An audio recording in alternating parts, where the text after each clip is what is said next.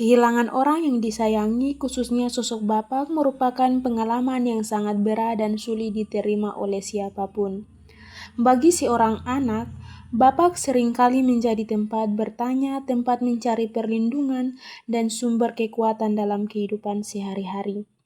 Ketika seorang anak harus menghadapi kenyataan bahwa bapaknya telah meninggal, hal itu dapat menimbulkan luka emosional yang mendalam. Demikian pula yang dialami oleh kakak Martelda, seorang anak yang sejak kecil dikenal pendiam dan tidak mudah menceritakan isi hatinya kepada orang lain. Sejak kepergian bapaknya, kakak Martelda mulai menunjukkan perubahan dalam perilaku dan emosinya. Karena sifat pendiam yang ia miliki, kakak Martelda lebih banyak memendam kesedihannya sendiri. Ia sering terlihat murung, kurang bersemangat, dan tidak terlalu berinteraksi dengan teman maupun keluarga. Kondisi ini membuat proses berduka yang dialaminya semakin berat, karena ia tidak terbiasa mengekspresikan perasaan secara terbuka. Situasi seperti ini menunjukkan bahwa tidak semua orang mampu melalui masa duka dengan baik tanpa pendampingan. Beberapa reaksi yang muncul seperti menarik diri, sulit fokus belajar, dan rasa kehilangan arah merupakan tanda bahwa kakak Martelda membutuhkan ruang aman untuk menyampaikan perasaannya. Proses konseling menjadi penting agar kakak Martelda dapat dibantu memahami perasaan dukanya, menerima kenyataan kehilangan, dan perlahan menemukan cara untuk menguatkan dirinya kembali. Oleh karena itu, studi kasus tentang kakak Martelda ini diangkat untuk melihat bagaimana kehilangan sosok seorang bapak dapat memengaruhi kehidupan seorang anak secara emosional dan sosial. Melalui konseling individual, kakak Martelda diharapkan dapat terbantu dalam mengekspresikan dukanya, mengurangi beban emosional yang dipendam, serta mendapatkan bimbingan untuk kembali menata kehidupannya setelah kepergian bapaknya. Shalom, selamat siang, silakan duduk. Terima kasih. Apa kabar? Puji Tuhan baik.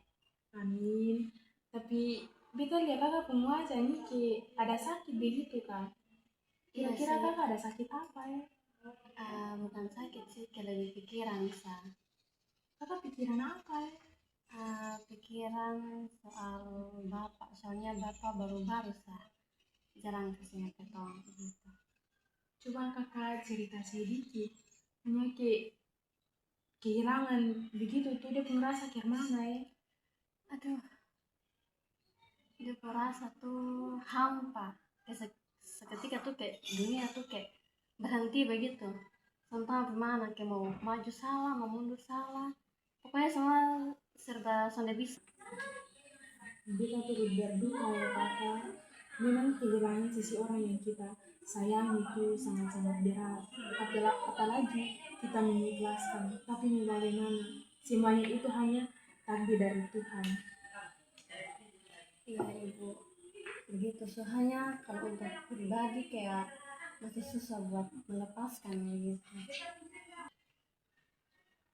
Menurut kakak, waktu bapak masih hidup tuh, bapak pun karakter tuh bagaimana sampai bapak susun ada rejo, kakak selalu ingat, selalu rindu.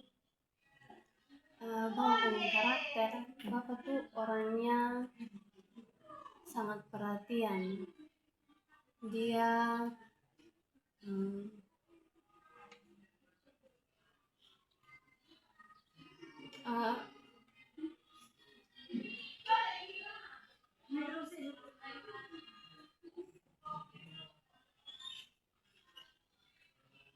hal sekecil apapun yang beda soalnya bisa lakukan itu pasti bapak akan tanya ada butuh apa, ada perlu apa, dia akan bantu begitu. Jadi ketika pas bapak sendiri ada tuh kayak rasa kayak susah, sangat-sangat susah. Kira-kira ada barang peninggalan dari bapak yang masih kakak simpan, atau menurut kakak tuh itu barang tuh sangat-sangat berkesan buat kakak? Ada.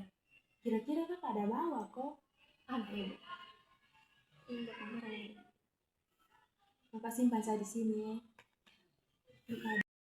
Menurut kakak, ini barang nih ada kenangan apa sampai kakak bisa simpan sampai sekarang? Ah, ini barang nih dari kecil tuh bapak paling suka beta cabut bapak mofak. Pokoknya setiap hari tuh harus cabut mofak. Apa bapak pulang sekolah kan pulang sekolah siang toh, pulang makan habis nanti bapak tuh panggil adek tolong dong, jadi bingung tolong apa, cabut mofak. Jadi satu satu mofak tuh beta kasih harga 500, harus bayar nah.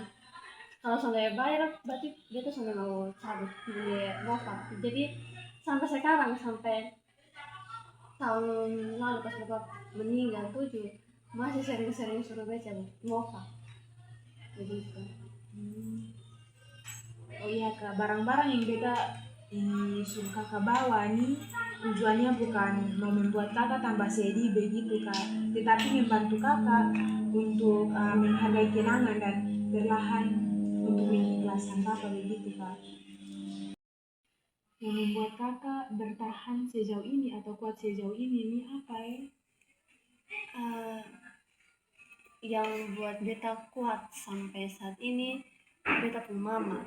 Soalnya kalau lihat mama tuh berarti beta lihat bapak dan mama pun perjuangan buat ketong dia pun anak. Kita ada 3 orang, jadi berasa kayak beta harus tetap maju, karena kalau sudah maju kasihannya di mama begitu.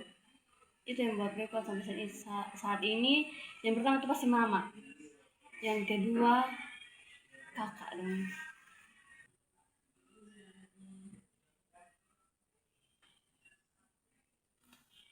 Oh iya baik kak, wajar kalau kakak merasa sedih dan hampa. Berduka tuh suatu proses.